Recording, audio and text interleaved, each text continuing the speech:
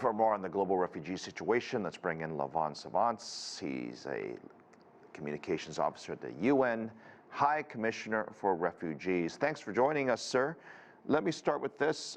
We are reporting that it's nearly 100 million refugees around the world. Are we in a crisis? Absolutely. This is an unprecedented number in human history. Never before we had 100 million people displaced. And if things don't get better, we're going to have a much bigger crisis on our hands. When you mean much bigger, what do you mean? Well, I mean, just imagine right now we have about 6 countries responsible for about 80% of all displacement. So refugees from Ukraine, Syria, Venezuela, South Sudan, and Myanmar account for about 8 out of 10 of every refugees.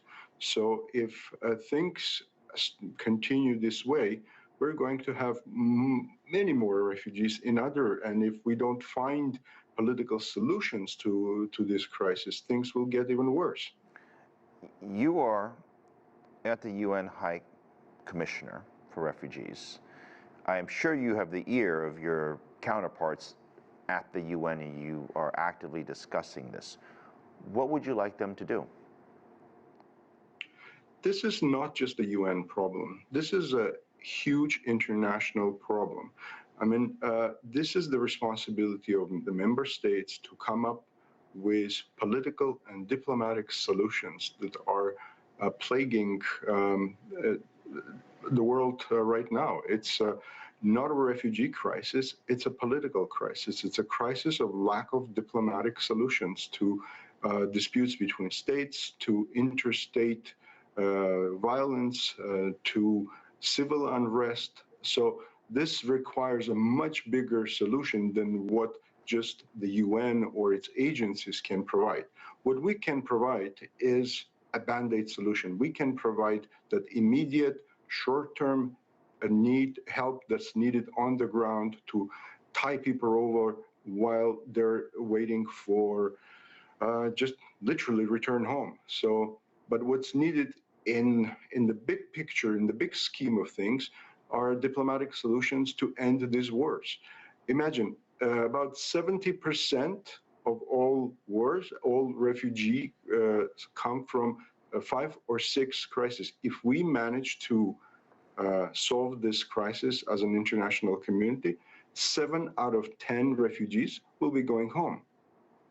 Right. We've seen many videos where the peacekeeping force of the UN has stepped in oftentimes when the situation becomes untenable or, as you say, a crisis.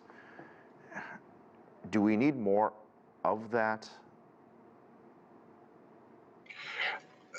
The UN peacekeeping forces are, badly needed in many places.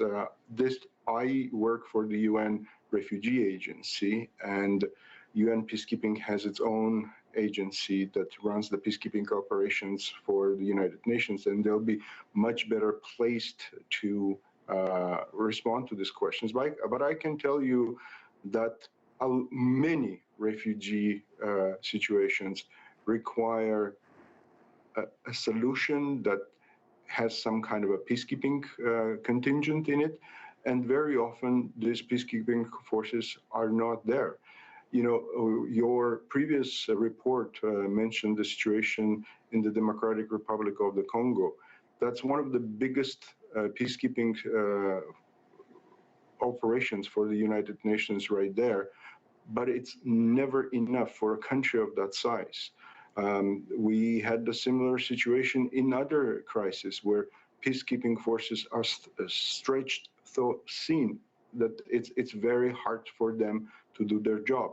They're doing it valiantly, they're doing it brilliantly with the resources that are given, but international organizations like the UN Refugee Agency need the resources to be able to function on the ground.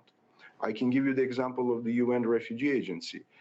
Many of our operations on the ground, like the one in Central African Republic, like in South Sudan, in Yemen, are funded only to 10%.